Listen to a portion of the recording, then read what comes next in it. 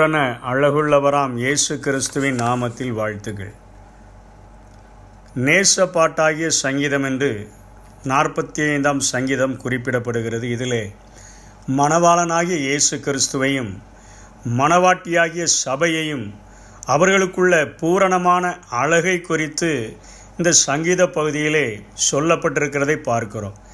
என் இயேசு ஏற்கனவே அவர் பூரண அழகுள்ளவராய் இருக்கிறபடியினாலே அவர் மணவாட்டியாகிய சபையையும் தன்னை போல மாற்றும்படியாக அவர் இந்த சங்கீத பகுதியிலே எந்த காரியத்தை நாம் நிறைவேற்றுகிறதன் மூலம் அவரை போல மாற முடியும் என்பதை இங்கே சங்கீதத்திலே குறிப்பிடப்பட்டிருக்கிறதை பார்க்கிறோம். அவரை குறித்து சொல்லும்போது 2ஆம் வசனத்திலே எல்லா மனுபுத்திரரிலும் நீர் மகா சௌந்தரியமுள்ளவர், உம்முடைய உதடுகளில் அருள் பொழிகிறது என்று சொல்லப்பட்டிருக்கிறது. உன்னத பாட்டு 5ஆம் அதிகாரம் 10ஆம் வசனத்திலிருந்து 16ஆம் வசனம் வரைக்கும் வாசித்து பார்த்தோம் என்று சொன்னால், என் நேசர் வெண்மையும் சிவப்புமானவர், மகா சௌந்தரியமுள்ளவர் என்று சொல்லப்படுகிறதே. அவர் வெண்மையும் சிவப்புமானவர், அதாவது பரிசுத்தமும் அவர் தியாக சின்னமும் ஆனவர், 10,000 பேர்களில் சிறந்தவர். அவர் தலை தங்கமயமாக இருக்கிறது, தெய்வீகத்தை குறிக்கிற காரியம். அவர் தலைமயிர் சுருள் சுருளாக காகத்தை போல் கருமையுமாய் இருக்கிறது, நேற்றும் இன்றும் என்றும் மாறாதவரை குறிக்கக்கூடியதாக இருக்கிறது.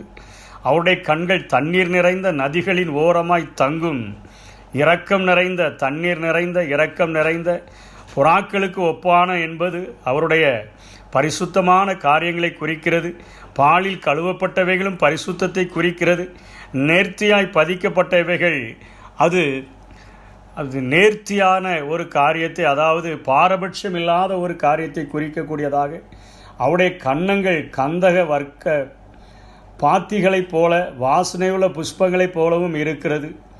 அவருடைய கன்னங்கள் நமக்காக அடிக்கப்பட்டு நம்முடைய கன்னங்களில் உள்ள தாடை மயிர்கள் பிடுங்கப்பட்டு முகத்திலே துப்பப்பட்டவராக அத்தனை கேடடைந்த ஒரு ஆண்டவருடைய கன்னங்கள் விலையேற பெற்றவைகளாக விசுவாசிகளுக்கு அவைகள் காணப்படுகிறபடியினாலே அவைகள் கந்தக வர்க்க பாத்திகளைப் போல வாசனை உள்ள புஷ்பங்களைப் போல இருக்கக்கூடியதாக இருக்கிறது.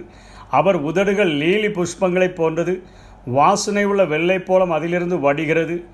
இது அவருடைய வார்த்தைகளை, தெய்வீக வார்த்தைகளை குறிக்கிறது. இந்த பூமியில் வாழும் பொழுது எத்தனை ஆறுதல் நிறைந்த ஒரு வார்த்தைகளை அவர் பேசினார் என்பதை குறிக்கிறது.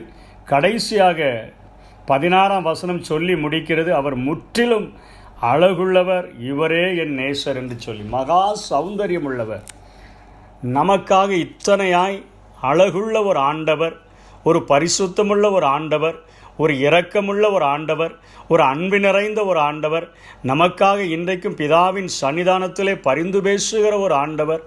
அவரை குறித்து தான் இங்கே சங்கீதக்காரன் குறிப்பிடுகிறதை நாம் பார்க்கிறோம். அவர் மிகவும் ஒரு பூரண அழகுள்ளவர் என்று சொல்லி அங்கே சொல்லிவிட்டு, பேச்சிலே அத்தனை அழகுள்ளவர் என்று சொல்லிவிட்டு, ஆற்றல் கொண்ட ஒரு வீரனாய் அவர் விளங்குகிறார் என்பதையும் இந்த சங்கீத பகுதி குறிப்பிடுகிறது.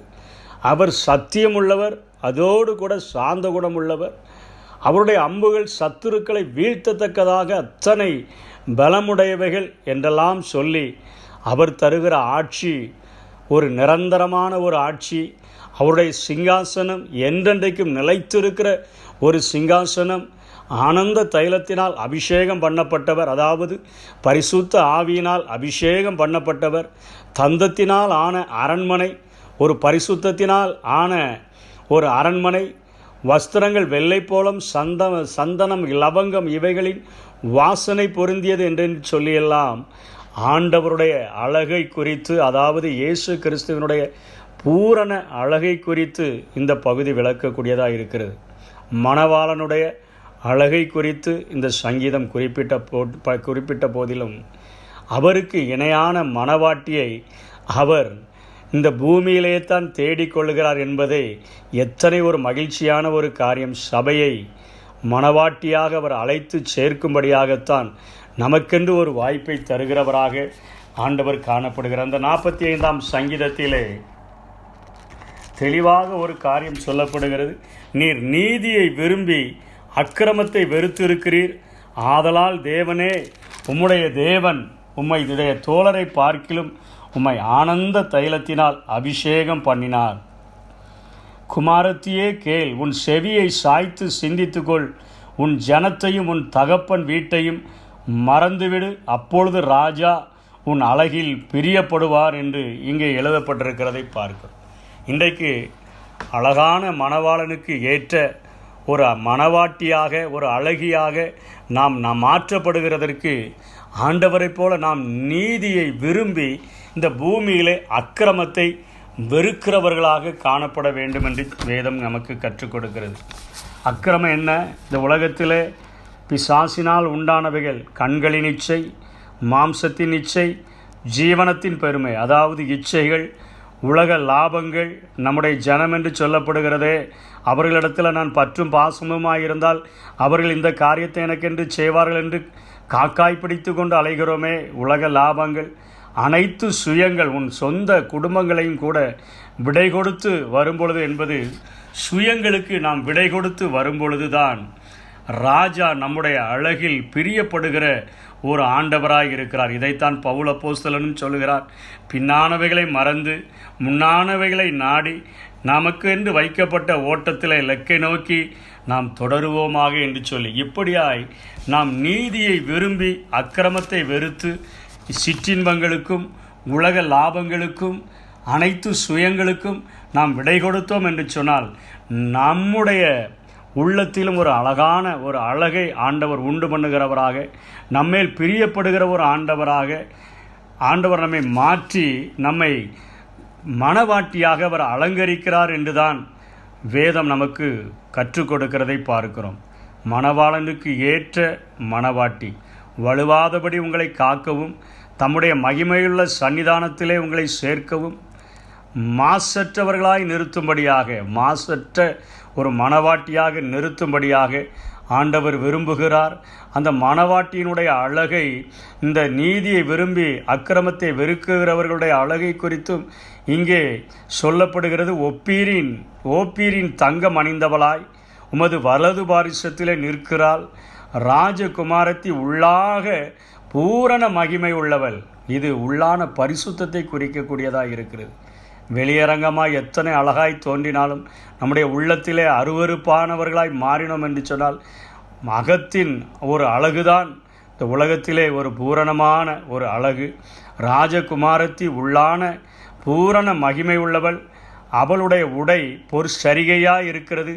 சித்திர தையலாடை தரித்தவளாய் ராஜாவினிடத்தில் அழைத்து கொண்டு வரப்படுவாள். அவள் மேல்தான் ராஜா பிரியமுள்ளவராய் இருக்கிறார் என்று சொல்லப்படுகிறது. இதற்கென்று தான் இந்த உலகத்தில் இன்றைக்கு ஆண்டவர் சபையை ஆயத்தப்படுத்தி கொண்டிருக்கிறார். நாம் பரிசுத்தத்திற்கு அழைக்கப்பட்டிருக்கிறோம், அசுத்தத்திற்கு அல்ல, பரிசுத்தத்திற்கு அழைக்கப்பட்டிருக்கிறோம். நம்முடைய நடைகள் பரிசுத்தமாய் மாற்றப்பட்டு உலகத்தை வெறுத்து சுய ஜனத்தை, சுய லாபத்தை, சிற்றின்பங்களை விட்டு நாம் நீதியை விரும்பி அக்கிரமத்தை வெறுக்கிறவர்களாக இந்த பூமியில் நாம் வாழுவோம் என்று சொன்னால், மத்திய ஆகாயத்திலே கிறிஸ்துவாகிய மணவாளன் வெளிப்படும் பொழுது மணவாட்டியாகிய சபையாக நாம் எடுத்துக்கொள்ளப்பட்டு அங்கே அவரோடு கூட என்றென்றைக்கும் நாம் அரசாளுகிறவர்களாக காணப்படுவோம் என்று வேதம் நமக்கு கற்றுக் கொடுக்கிறது. இதற்காகத்தான் வாழ்க்கையிலே நமக்கு ஒவ்வொரு நாளும் ஆண்டவர் பரிசுத்தமாய் மாறுகிறதற்கு நமக்கு வாய்ப்பை அள்ளி வழங்கி கொண்டிருக்கிறார். உலகத்தை வெறுத்துவிட்டு, உலகத்தின் லாபத்தை வெறுத்துவிட்டு, இத்தனையாய் பூரண அழகுள்ள, இத்தனையாய் சௌந்தரியமுள்ள, இத்தனையாய் பேராற்றலுடைய, இத்தனையாய் எந்த ராஜாவையும் ஒப்பிட்டு பார்க்க முடியாத அளவிற்கு 1000 10,000ங்களில் சிறந்த அந்த நேசர் என்மேல் பிரியம் வைக்க வேண்டுமா? அதற்கு என்னிடத்தில் அவர் எதிர்பார்க்கிற ஒரே ஒரு தகுதி, நான் நீதியை விரும்பி அக்கிரமத்தை வெறுக்க வேண்டும். இந்த பூமியில் அப்படிப்பட்ட வாழ்க்கை வாழ்ந்தேன் என்று சொன்னால் நிச்சயமாய் சீக்கிரத்திலே மணவாளனாகிய என் இயேசு வெளிப்படும் பொழுது மத்திய ஆகாயத்திலே அவரை சந்திக்கிற மணவாட்டியாக நான் எடுத்துக்கொள்ளப்படுவேன் என்கிற ஒரு நம்பிக்கையோடு கூட இந்த உலகத்தில் பரிசுத்தமாய் வாழ்வதற்கு தீர்மானிப்போம். அப்படிப்பட்ட கிருபைகளை தேவன் தாமே நமக்கு தந்தருள்வாராக. ஆமென்.